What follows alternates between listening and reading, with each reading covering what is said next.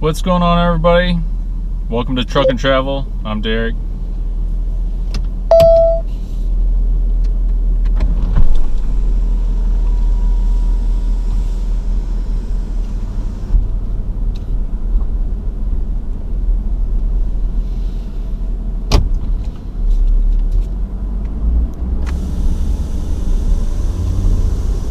I'm sure some of you wanted to know why I left RV transport. When I first got an RV transport, we had a 1-ton pickup truck that I decided, we already had it, and I decided I was going to try to find other ways to make money with it, and that was RV transport is what I came across. Things seemed to be going good until we had to dump a bunch of money into it. The turbo ended up going out in it. The EGR needed replaced, so we just deleted it. And after all that stuff, the transmission temperature started to overheat and would not cool down, and I was on flat lands. So we couldn't afford, we didn't have any more money to fix it. I even tried doing a transmission flush with the new transmission filter. That did not work. It kept on with its old ways, so we didn't want to borrow any more money, and we didn't have any money to spare, so we ended up getting this truck. It was a brand new 2017 F350 1-ton dually diesel, and we decided, since we was getting a brand new truck, we're going to go with something that we can get into hot shotting with, because we knew there'd be more money. I know I kept on doing RV transport for the longest time, even though I had this truck. Well, I was going to wait until I got a CDL, but now I found a company that's going to provide a trailer and does not require me to have a CDL. So we're going to go with that company. I was going to try to get a CDL and just use the company's flatbed trailers that I was leased to and haul campers. But there are certain things I really didn't like about the RV transport industry as a whole. Not just one or any particular company. Well, I'm sure they all have their quirks, or whatever you want to call it. I talk to many different drivers and they don't like their companies, or they do like their companies. You get all kinds of different answers from different guys. It just really depends on the person. And if you're in RV transport and it's a fit for you, by all means stay in it. I'm not saying you should leave it, but I'm just saying why I left it. One of my main reasons why I'm leaving RV transport is I'm getting no backhauls. I was really hopeful going with the company I did that I'd get more backhauls than what I did, and it was slim to none for me. I'm sure other guys in the same company was doing better, but sometimes there's favorites, and sometimes there's just, it's not working for you. You know what I mean? It wasn't working for me. Also, there's pooling fees. I think this is the dumbest thing. They all try to tell you it's for your convenience. We have them in our yard, so that way you do not have to go to the factory or the manufacturer. Then others say the manufacturer doesn't give us a choice. We have to have a yard to put them in. So it's a convenience fee for you, and that fee is anything but convenient. It's money out of my wallet is what it is. And they're punishing the one that's doing all the labor work, all the hard work, you know what? I think the pulling fee is a bunch of crap for this reason. I'm putting my life, like, the more you're out on the highway, the more you're at risk to have a fatal car accident. There's a lot of things that are out of your hands out here. You're not in control of everything. So that's one of my biggest reasons why I hate it. 2, it's wear and tear on my truck, and you're going to punish me for it. I'm sure the dispatches will argue with you that it's to your benefit, but I wonder if they're really arguing with us that it's our benefit because it's not coming out of their pocket. And I figure it could come out of one of three places. One, the RV manufacturer could charge the dealership and add that onto their shipping costs, because I'm pretty sure they get charged for shipping. And I'm pretty sure, I feel good, that's where it should be. That's part of shipping. That's where it should go. Or two, it could come from the dispatcher's wallet, because I'm sure that it comes, like, they make money off of per load. And if that's how it is, there's a chance. That's another option. It could come from the dispatch, Or three, it could come from the driver, and they chose number three. They're penalizing the one that's doing all the work, where they have it all on the line. We do have a lot running on the line. They might not say you don't, but you do. And for a little reward is a bunch of crap. So that's why I am done with RV transport. And the shorter the runs, the more that pulling fee hurts you. Some RV transport companies don't have a big pulling fee. I know it ranges from $20 to $45 or maybe more than that. But the company I was with, it was $40. And I've done runs where it was under 200 miles and they still took out that regular fee. And when you do that, that really hurts what you make per mile. They tell you when you get hired in, you're making $1.23 or $1.26, X amount of dollars per mile. And that's total crap, because you're not. Once they take out that pulling fee, it doesn't equal that. And I average 2 trailers per week that I transport for this company. And if you figure that out, it's like $320 a month that they're making off of me. Yeah, they tell you that it goes straight to the driver that gets it and takes it to the yard. I don't care where it's going. That's my money. $320 that you're penalizing me for to do this job, I think is a bunch of crap. I should not have to pay to work for you. So that's why I've had enough with RV transport. I'm sure there's guys out there making a tons of money, with a paid off truck or whatever, and having flatbed trailers and doing 2 or 3 campers at a time. Like I said, if that's your thing, do it. I'm not going to argue with anybody, but I'm not going to do that. It makes me sick to think that these transport companies are taking it out on the driver. That's a bunch of crap.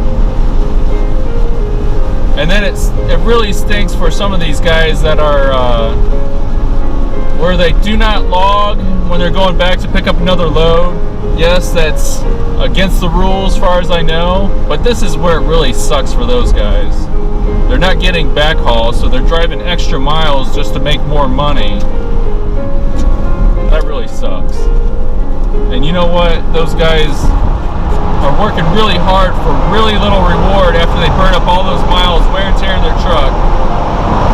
They're making money. If it works for them, that's fine. Sorry. I'm going to hot shotting because I feel like it's better money for me. It's a better fit for me. It might not be a better fit for you, so I'm not telling you to do that, but that's why I'm doing this. I've just had enough with the RV transport industry. It's really sickening. I really don't know what else to say, you guys. Everybody keeps asking me, should I do this? Will I make money doing this? And everybody has different situations, a brand new truck, used truck, paid off truck. And then you don't know, I don't know how much your bills are. I don't want to know how much your bills are. I don't know what it costs for you to pay your bills, so I can't give anybody any answers. That's why I put out a calculator, look up the video. How much money can I make can I make money in RV transport or hot shotting? There's a link on that video for like a trucker's calculator to where you can figure out your fuel costs and what you get paid and the miles run empty. Yeah, it's really hard to say if you will make money doing this. It really depends on you. And then how much do you want to drive? Like those folks that hustle against the rules, as far as I know. They're really hustling. They're bringing home more money than me, but they're really hustling, for little reward. I don't know. For me, it just, I have a brand new truck payment, so that's why it's a little reward to me. If my truck was paid off, it would probably be buku bucks. But that's not the case for me. It's not. This is not about me and my truck, but this is why I'm leaving. I really do think there's some hotshot companies that pay you well, and I'm sure there's some out there that probably don't. So you got to do your own research. As of right now, I'm not going to say who I'm driving for, just because they prefer to keep it a small company. My buddy Aaron helped me find this company, so thanks to you, Aaron, and God. It's a big blessing for me to be able to have this opportunity. It still doesn't seem real.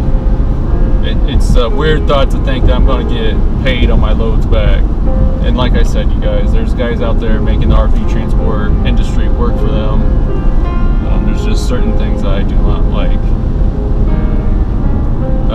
RV transport will always have a part of my heart, just because I spent so much time doing it and talking to other drivers about it.